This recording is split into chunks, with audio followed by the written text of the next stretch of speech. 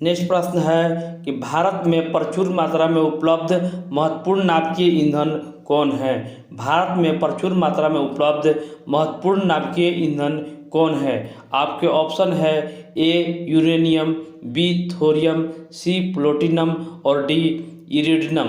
तो इस प्रश्न का सही जवाब होगा ऑप्शन बी थोरियम। थोरियम इस प्रश्न का सही जवाब होगा। तो नेक्स्ट प्रश्न आप लोगों के बीच है कि खिलाफत आंदोलन के प्रमुख नेता निम्नलिखित में से कौन से थे। खिलाफत आंदोलन का प्रमुख नेता इनमें से कौन से थे। तो इस प्रश्न का सही जवाब होगा ऑप्शन ए। ऑप्शन ए इस प्रश्न का सही जवाब होगा मौलाना मोहम्मद अली और शौकत अली। मोहम्मद अली और शौकत अली इस प्रश्न का सही जवाब है। नेक्स्ट प्रश्न है कि निम्नलिखित में से किस आंदोलन में सरदार वल्लभ भाई पटेल ने महत्वपूर्ण भूमिका निभाई थी। निम्नलिखित में से किस आंदोलन में सरदार वल्लभ भाई पटेल ने महत्वपूर्ण भूमिका निभाई थी। तो इस प्रश्न का सही जवाब होगा बारदोली सत्याग्रह। तो बारदोली सत्याग्रह में ही सरदार वल्लभ भाई पटेल को सरदार की उपाधि मिली थी। तो इसी तरह बढ़ेंगे अपने अगले प्रश्न पर। तो अगला प्रश्न आप लोगों को बीच आ रहा है ये कि निम्नलिखित में से कौन सी घटना फरवरी 2022 में 100 साल पूरा किया। 100 साल पूरा किया। तो इस प्रश्न का सही जवाब होगा चौरा चौरी कांड। तो चौरा चौरी कांड फरवरी 2022 में 100 साल पूरा किया है। नेक्स्ट प्रश्न है कि poverty and un British rule in India नामक पुस्तक किसने लिखी थी। Poverty and un British rule in India नामक पुस्तक किसने लिखी। तो इस प्रश्न का सही जवाब होगा ऑप्शन डी दादा भाई नौरोजी। दादा भाई नौरोजी इस प्रश्न का सही जवाब होगा। 26वां प्रश्न है कि घोड़ा दागने की प्रथा सर्वप्रथम किसने आरंभ किया। घोड़ा दागने की प्रथा सर्वप्रथम किसने आरंभ किया। तो इस प्रश्न का सही जवाब होगा ऑप्शन सी अलाउद्दीन खिलजी। अलाउद्दीन खिलजी ने घोड़ा दागने की प्रथा शुरू किया था। ये गुलाम वंश के संस्थापक भी माने जाते हैं। तो 27वां प्रश्न मौर्य काल के राजकीय मुद्राओं कौन सा था। मौर्य काल में राजकीय मुद्राओं कौन से था। तो इस प्रश्न का सही जवाब होगा ऑप्शन बी पन। पन जो है मौर्य काल के राजकीय मुद्रा भी है। 28वां प्रश्न आप लोगों के बीच है कि थल सेना दिवस भारत में किस तिथि को मनाया जाता है। थल सेना दिवस भारत में किस तिथि को मनाया जाता है। तो इस प्रश्न का सही जवाब होगा ऑप्शन ए 15 जनवरी। 15 जनवरी को थल सेना दिवस के रूप में मनाया जाता है। नेक्स्ट प्रश्न हम लोग देखेंगे कि वित्त मंत्री निर्मला सीतारमण बजट 2022-23 में महिला एवं बाल विकास मंत्रालय की किन योजनाओं को प्रारंभ करने की बात की है। निर्मला सीतारमण ने 2023 में कौन सी बाल विकास कार्य योजना को शुरू करने की बात की है।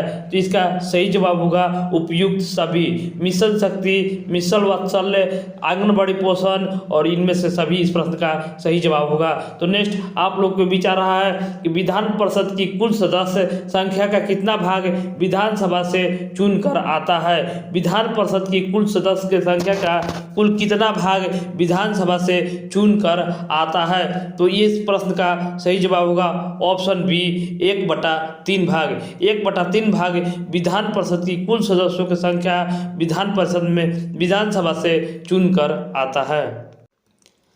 अगला प्रश्न है कि पारिस्थितिकी टास्क फोर्स का गठन कब किया गया था। पारिस्थितिकी टास्क फोर्स का गठन कब किया गया था। आपके ऑप्शन है ए 1982, बी 1968, सी 1985 और डी 1992। तो इस प्रश्न का सही जवाब होगा ऑप्शन ए 1982। 1982 ईस्वी में पारिस्थितिकी टास्क फोर्स का गठन किया गया था। 32वां प्रश्न आप लोगों के बीच है कि भारत में सबसे अधिक विदेशी मुद्रा किस पदार्थ के आयात पर व्यय की जाती है। भारत में सबसे अधिक विदेशी मुद्रा किस पदार्थ के आयात पर व्यय की जाती है। तो इस प्रश्न का सही जवाब होगा ऑप्शन सी पेट्रोलियम पदार्थ। तो पेट्रोलियम पदार्थ पर भारत में सबसे अधिक विदेशी मुद्रा आयात पर व्यय की जाती है। तो नेक्स्ट प्रश्न आप लोगों के बीच आ रहा है कि हरविलासम की रचना किसने की थी। हरविलासम की रचना किसने की थी। तो इस प्रश्न का सही जवाब होगा ऑप्शन बी श्रीनाथ। तो श्रीनाथ ने हरविलासम नामक रचना की थी। नेक्स्ट प्रश्न है कि कोलेजन एक प्रकार का है। कोलेजन एक प्रकार का है। आपके ऑप्शन है ए कार्बोहाइड्रेट, बी विटामिन, सी प्रोटीन और डी वसा। तो इस पर सही जवाब होगा ऑप्शन सी प्रोटीन। प्रोटीन जो है कोलेजन प्रोटीन है।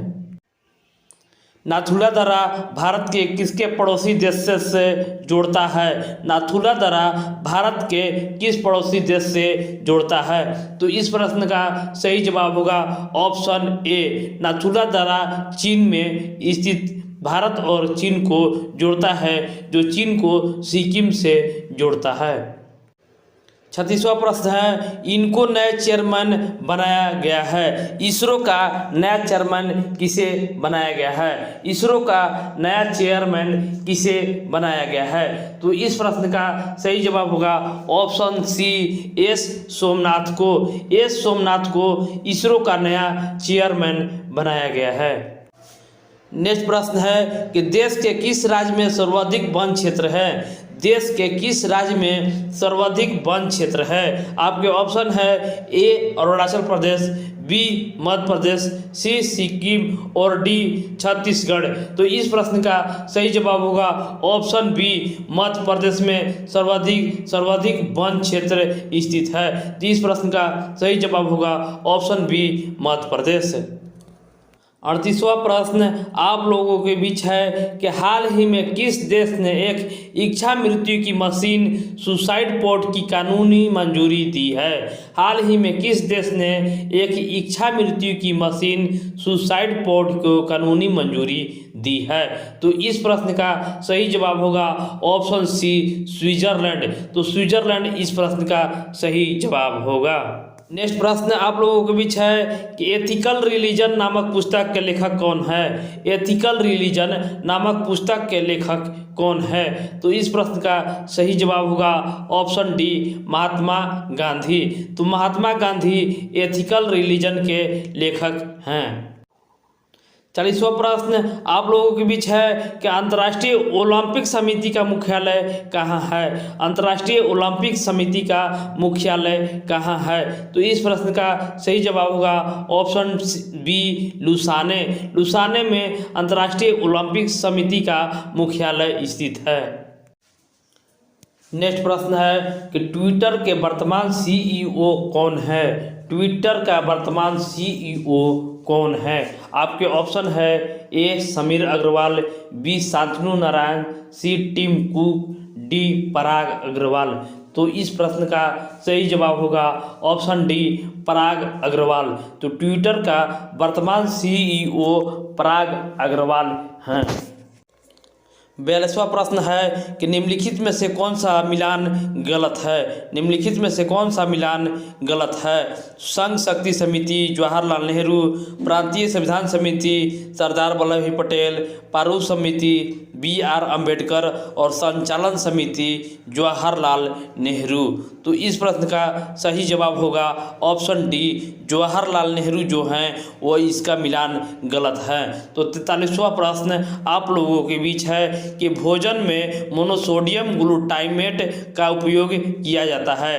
भोजन में मोनोसोडियम ग्लूटामेट का उपयोग किया जाता है। तो इस प्रश्न का सही जवाब होगा स्वाद बढ़ाने में। तो स्वाद बढ़ाने में मोनोसोडियम ग्लूटामेट का प्रयोग किया जाता है। तो नेक्स्ट प्रश्न है कि संविधान के किस संशोधन के द्वारा केंद्रीय मंत्रियों की संख्या को लोकसभा के कुल सदस्यों का 15% तक सीमित कर दी गई है। संविधान के किस संशोधन के द्वारा केंद्रीय मंत्रियों की संख्या का लोकसभा के कुल सदस्यों की संख्या का 15% पर सीमित कर दी गई है। तो इस प्रश्न का सही जवाब होगा ऑप्शन बी 91वां संविधान संशोधन। 91वां संविधान संशोधन के तहत केंद्रीय मंत्रियों की संख्या लोकसभा के कुल सदस्यों की संख्या का 15% कर दी गई है। नेक्स्ट प्रश्न है कि राणा सांगा ने निम्न युद्धों में से किसमें बाबर के विरुद्ध लड़ाई लड़ी थी।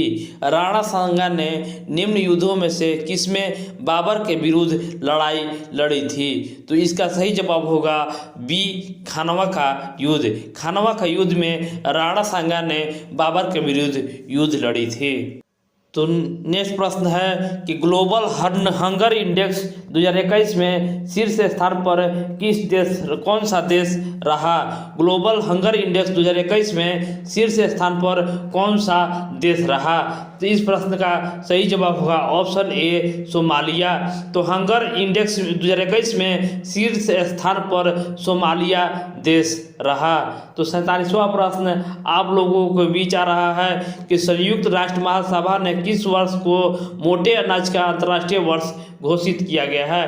तो यूएनओ के द्वारा किस वर्ष को मोटे अनाज का अंतर्राष्ट्रीय वर्ष के रूप में घोषित किया गया है। तो इसका सही जवाब होगा ऑप्शन बी 2023 को मोटे अनाज के अंतर्राष्ट्रीय वर्ष के रूप में घोषित किया गया है।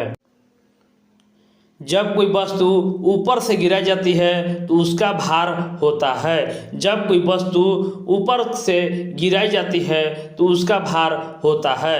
तो इस प्रश्न का सही जवाब होगा ऑप्शन सी अपवर्तित। जब कोई वस्तु ऊपर से गिराई जाती है तो उसका भार अपवर्तित रहता है। नेक्स्ट प्रश्न है कि वह वायु की गति मापने वाला यंत्र कौन है। वह वायु की गति को नापने वाला यंत्र को क्या कहा जाता है। ये हमेशा एग्जाम में आते रहता है। आपके ऑप्शन है ए आमीटर, बी कैरेट मीटर, सी एमिनोमीटर, डी अल्टीमीटर। तो इस प्रश्न का सही जवाब होगा ऑप्शन सी एनीमोमीटर। एनीमोमीटर से वायु की गति नापा जाता है।